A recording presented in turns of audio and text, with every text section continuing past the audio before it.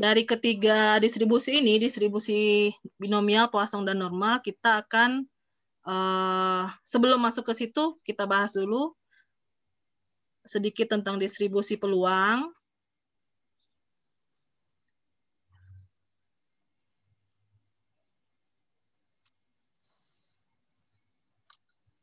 Distribusi peluang ini memiliki nama lain yang sering disebut sebagai distribusi teoritis. Jadi ketika ada yang memberikan materi tentang distribusi teoritis atau menyinggung tentang distribusi teoritis, itu maksudnya adalah distribusi peluang ya.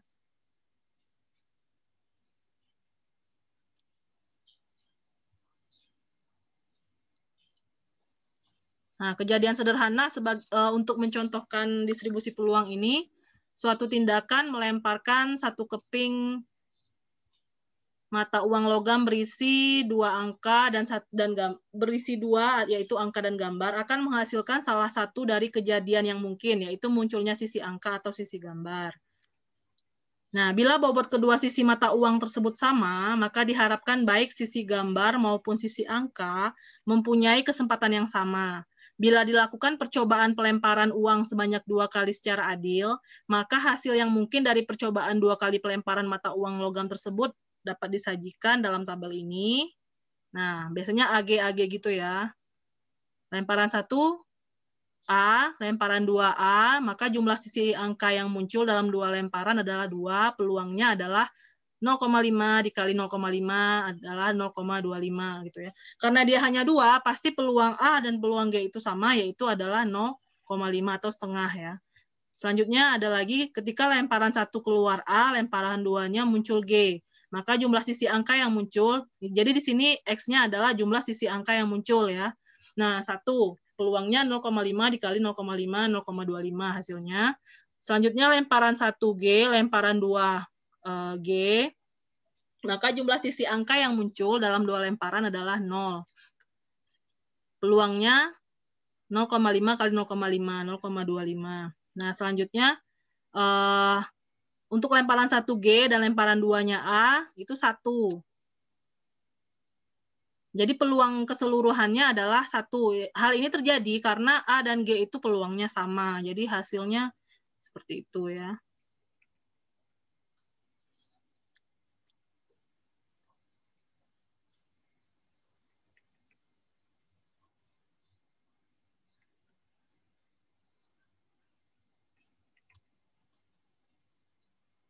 Selanjutnya distribusi probabilitas dari kemungkinan munculnya sisi angka dalam 2 kali lemparan uang logam. Nah, ini kalau misalkan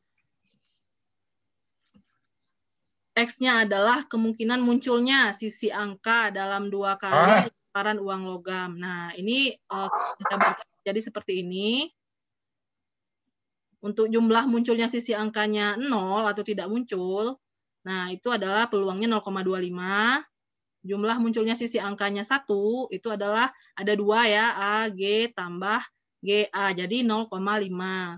Nah, sedangkan jumlah munculnya sisi angka ada 2 yang muncul angka, AA itu hanya 1 kejadian 0,25. Nah, tetap saja jumlah peluang ini 1 gitu ya.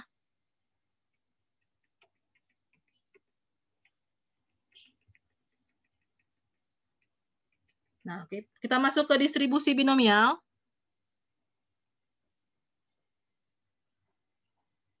Ciri-ciri karena binomial ini asalnya dari Bernoulli, ciri-cirinya adalah setiap percobaan hanya menghasilkan 2 kemungkinan yang saling meniadakan, yaitu sukses atau gagal. Gitu ya. Contohnya, bila seseorang memilih secara acak sehelai kartu dari setumpuk kartu bridge, kartu yang terpilih dapat merupakan kartu as atau bukan kartu as. Jadi, kenapa dia disebut binomial? Karena ada 2 pilihan, yaitu sukses atau gagal. Atau ini, terpilih as atau bukan as. Nah, seperti itu ya. Nah, maka probabilitas ini simple, peristiwa suksesnya P, maka yang tidak suksesnya adalah 1 min P, biasanya dilambangkan dengan Q. Nah, contohnya, bila kita hanya berminat untuk mengetahui apakah kartu yang terpilih merupakan kartu as atau bukan kartu as, maka kita dapat menyatakan peluang terambilnya kartu as adalah 4/52, sehingga peluang terambilnya kartu bukan as adalah 1 min 4/52, diperolehlah 12/13. Seperti itu ya, simpel ya, paham ya binomial?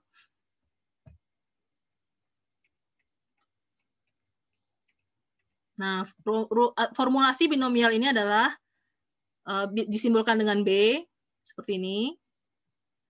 Masih ingat kan ini faktorial? Faktorial. Jadi ini kita hitung dulu faktorial ini kombinasi ya. Kombinasi X dari N ini dikalikan P pangkat X dikali Q N min pangkat N min X gitu ya. Keterangannya P adalah peluang sukses dan Q adalah peluang gagal. N jumlah percobaan dan X adalah jumlah sukses yang diharapkan.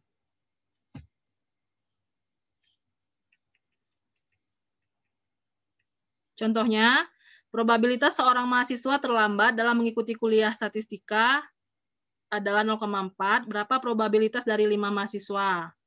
Tidak ada yang terlambat, 1 mahasiswa terlambat, paling banyak 1 mahasiswa terlambat, paling sedikit 2 mahasiswa yang terlambat.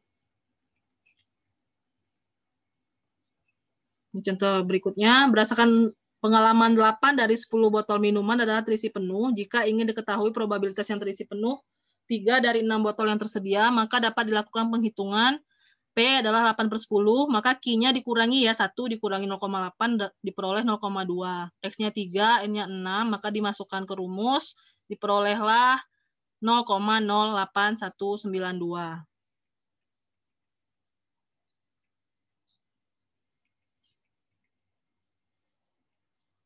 Binomial kumulatif bisa dibaca sendiri ya, seperti ini. Kita lanjutkan ke hipergeometris.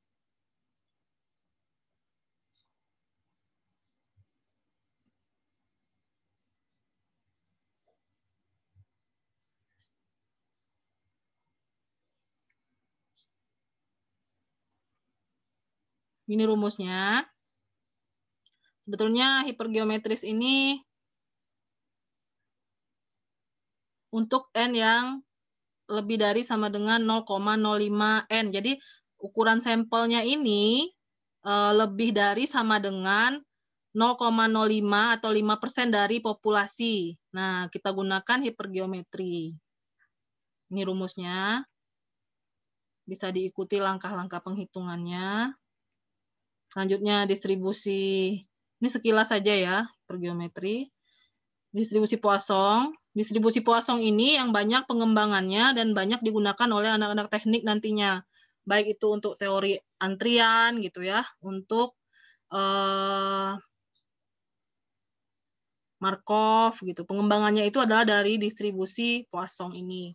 Distribusi Poisson adalah distribusi teoritis yang berhubungan dengan variabel random discrete, seperti halnya dengan distribusi binomial. Ada 2 kategori yang mungkin timbul pada populasi, dan timbulnya tiap kejadian yang mengikuti distribusi Poisson adalah independensi. Setiap kejadian mempunyai probabilitas yang tetap, jumlah individu yang dihadapi besar sekali, sedangkan peluang timbulnya suatu individu termasuk kategori tertentu kecil sekali. Distribusi Poisson ditemukan oleh Poisson, penerapannya hampir sama dengan distribusi binomial, hanya membutuhkan syarat P kurang dari 0,05 dan N lebih dari 20. Jumlah sampelnya besar dan probabilitas untuk terjadi sangat kecil gitu ya.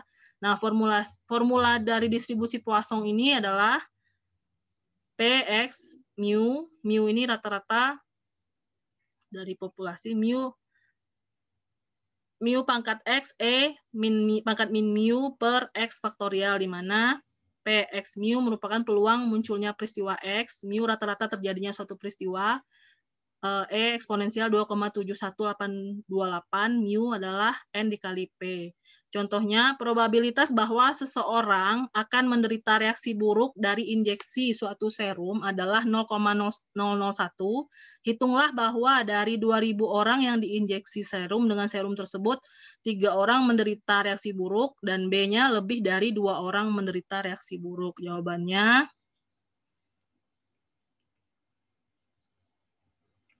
belum dijawab ya. Nanti ya Ibu susulkan ya. Yang ini ada nggak contoh yang dijawabnya?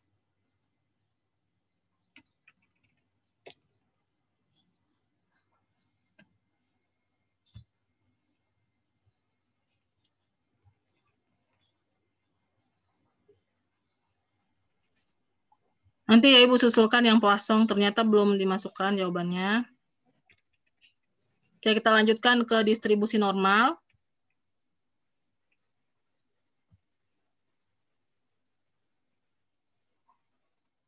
Nah, distribusi normal ini memegang peranan penting dalam statistika, khususnya dalam berbagai analisis untuk menarik suatu kesimpulan berdasarkan sampel yang diambil. Karena jika seandainya data yang kita gunakan untuk pengujian hipotesis itu tidak berdistribusi normal, biasanya ada banyak uji-uji yang tidak dapat dilakukan dengan terhadap data itu gitu ya. Ada banyak uji hipotesis atau analisis yang tidak dapat dilakukan terhadap data jika datanya tidak berdistribusi normal.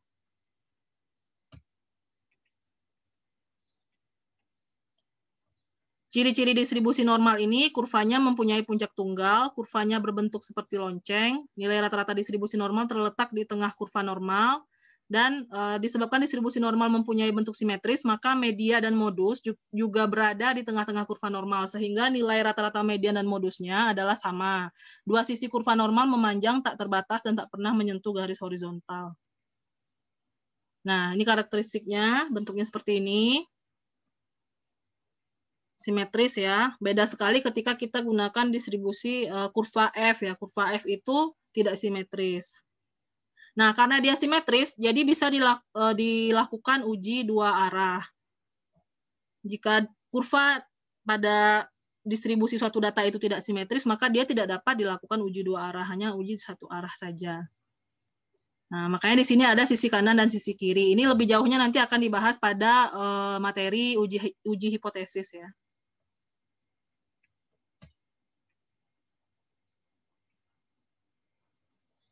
Ini rumusnya.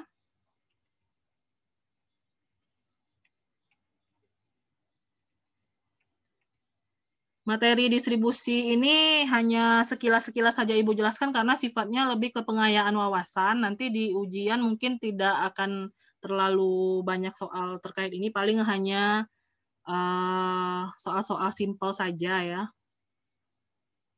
Ini hanya untuk diketahui gitu ya.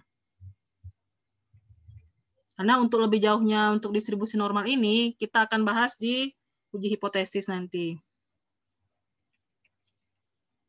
Ini untuk menghitung luas di bawah kurva normal.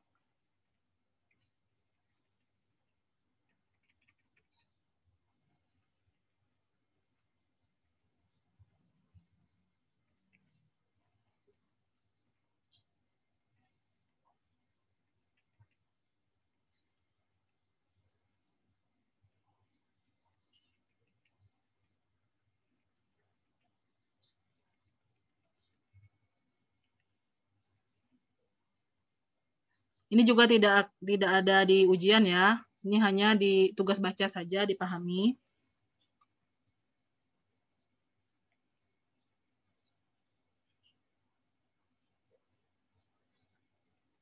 Sampai di sini apakah ada pertanyaan?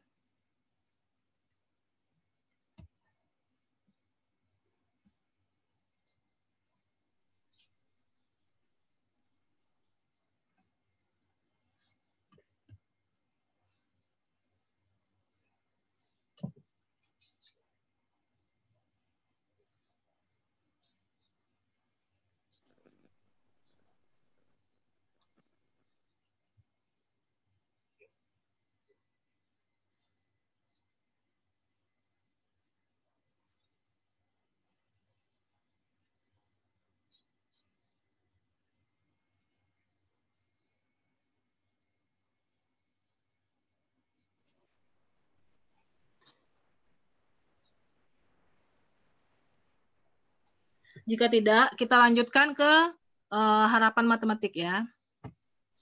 Oke, ini kan Ibu kemarin kan share ini ya, materi yang ini.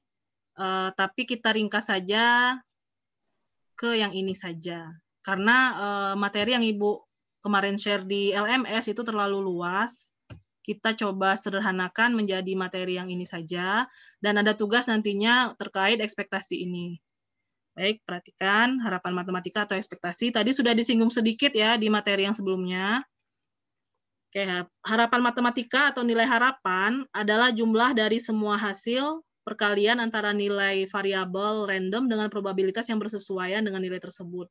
Jika X adalah suatu variabel random yang memiliki harga X1, X2, dan seterusnya hingga Xn dengan probabilitas variabel randomnya adalah Px serta probabilitas masing-masing harga adalah Px1, Px2, dan seterusnya hingga Pxn, maka harapan matematikanya adalah ekspektasi X sama dengan sigma X dikali peluang X. Jadi X dikali peluang X ini dijumlahkan gitu ya. Diuraikan menjadi seperti ini. Ekspektasi X adalah X1 kali P X1 tambah X2 dikali P X2 plus dan seterusnya plus Xn dikali P Xn. Jika ada plus dan kali itu yang didahulukan yang mana? Jika ada tanda tambah dan ada tanda kali, itu yang didahulukan di yang mana? Kali dulu, Bu. Kali, Bu. Kali. Ya, dikalikan dulu. Nah, contoh soal, berapa nilai harapan untuk bermain satu kali dalam sebuah permainan jika seorang akan menang Rp150.000 dengan probabilitas 0,35 dan 100.000 dengan probabilitas 0,48. Maka penyelesaiannya adalah ekspektasi X, X1 kali PX1 plus X2 dikali PX2, 150.000 dikali 0,35 plus 100.000 dikali 0,45 dijumlahkan menjadi Rp97.500. Nah, latihan soalnya ini silakan, ini boleh dikerjakan, tapi ini bukan tugas. Jadi siapa yang mengerjakan silakan share jawabannya di WA group, itu akan mendapatkan poin ya. Sama seperti yang hadir hari ini, itu juga akan mendapatkan poin. Di pertemuan 6 nanti akan Ibu umumkan poin sampai pertemuan 6 gitu ya, perolehan poin sementara ya. Ibu belum Ibu rekap sih. Jadi poin-poin dari pertemuan 1 sampai dengan pertemuan 6 nanti, sampai pertemuan 5 Ibu umumkan di pertemuan 6 ya. Jadi Senin depan Ibu rekap, Ibu umumkan hasil rekapan poin sementara di pertemuan 6. Oke, ini silakan, ini latihan soal untuk dapat poin, silakan yang mengerjakan, yang tidak mengerjakan juga tidak apa-apa. Nah, untuk tugas, karena tadi sudah dijelaskan bahwa ekspektasi ini ada kaitannya dengan variansi dan kovariansi, nah maka buatlah resume tentang variansi dan hubungannya dengan ekspektasi matematika. Tugas 2, buatlah resume tentang kovariansi dan hubungannya dengan ekspektasi matematika. Tugas 3, buatlah 2 butir soal jawab tentang variansi dan 2 butir soal jawab tentang kovariansi. Tugas 1 dan tugas 2 serta tugas 3 ini digabungkan, ditulis tangan, di-scan dalam bentuk PDF, lalu dikirim ke alamat email bungamardotila@gmail.com selamatnya tanggal 25 Februari 2021. Oke, ini nanti Ibu share lagi. Atau mau di screenshot dulu atau apa-apa? Atau ada mau ditanyakan tentang tugasnya?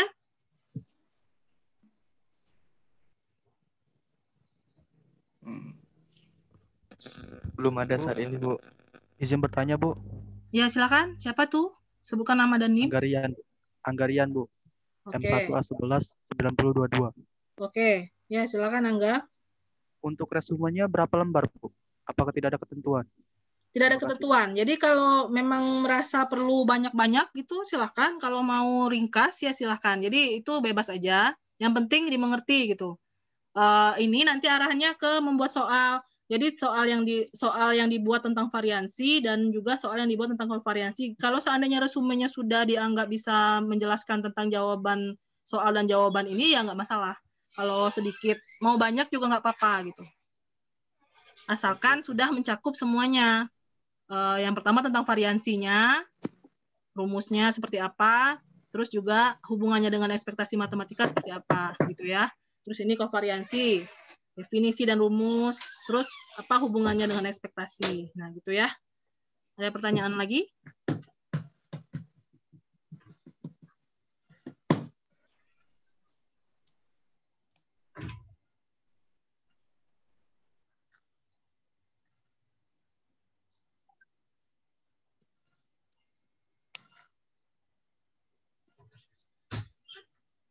Hanya mungkin nilai plusnya nanti ya, jika soal 2 butir soal jawabnya ini tentang teknik elektro gitu ya. Mungkin ada nilai plus, tapi tidak harus. Kalau misalkan contoh soalnya biasa, nggak apa-apa. Yang penting ada ya.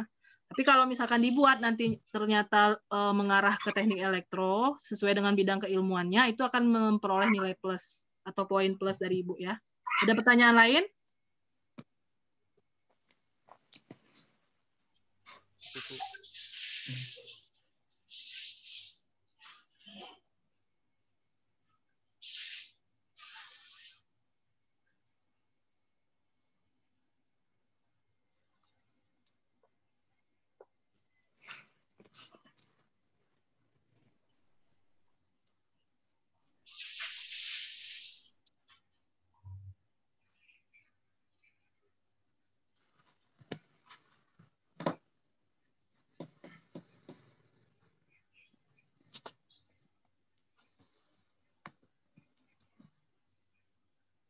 Ini tadi yang latihan soal yang mendapat poin ya.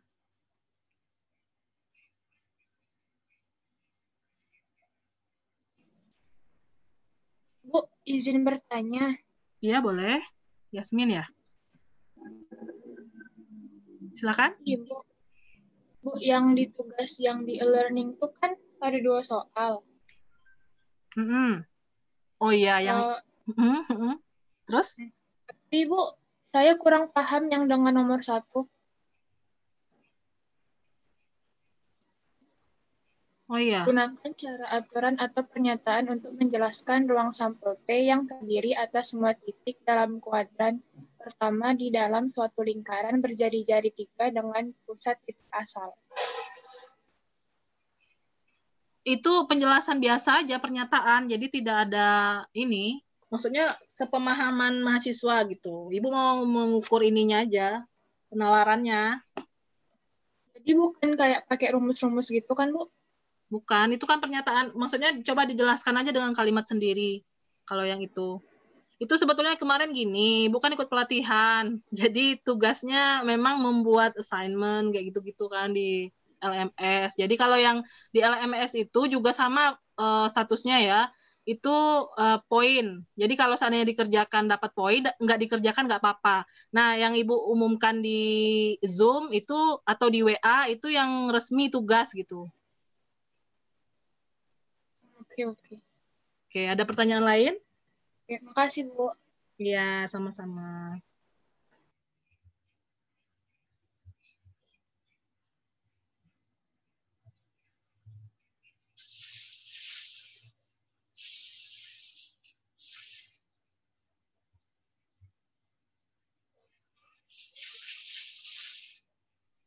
Maaf Bu, boleh lihat slide ketiga nggak Bu?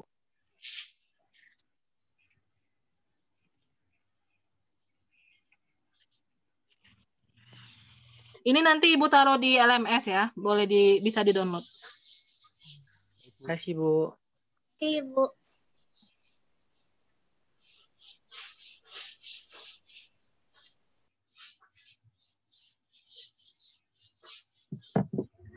Baik, ada lagi pertanyaan?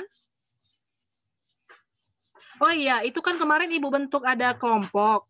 Nah, nanti akan ada tugas yang per kelompok gitu. Kelompoknya kan terlalu banyak ya. Kelompoknya terlalu banyak. Jadi itu hanya sifatnya gini, misalkan kelompok 1 nanti tugasnya apa. Tapi yang dikerjakan secara individu gitu. Kalau untuk tugas kelompok nanti akan Ibu bagi lagi.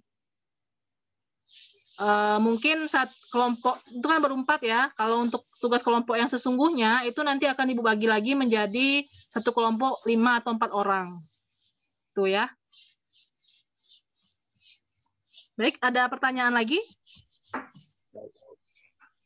Cukup? Cukup. Cukup, Bu.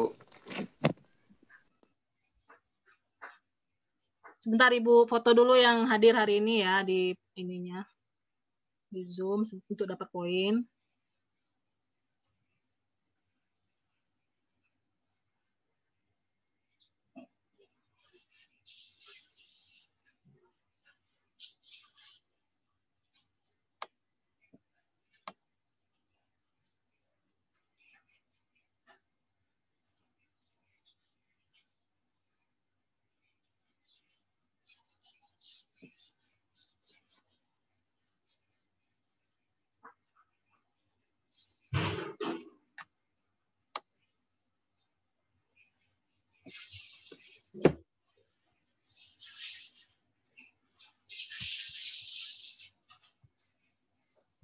Oke, demikian untuk hari ini. Untuk slide yang ekspektasi matematis ini nanti akan Ibu share lagi di LMS ya. Ibu cukupkan. Selamat sore dan salam sejahtera untuk kita semua. Assalamualaikum warahmatullahi wabarakatuh. Waalaikumsalam warahmatullahi wabarakatuh. Warahmatullahi wabarakatuh. Terima kasih, Bu. Terima kasih, Bu. Oke, sama-sama.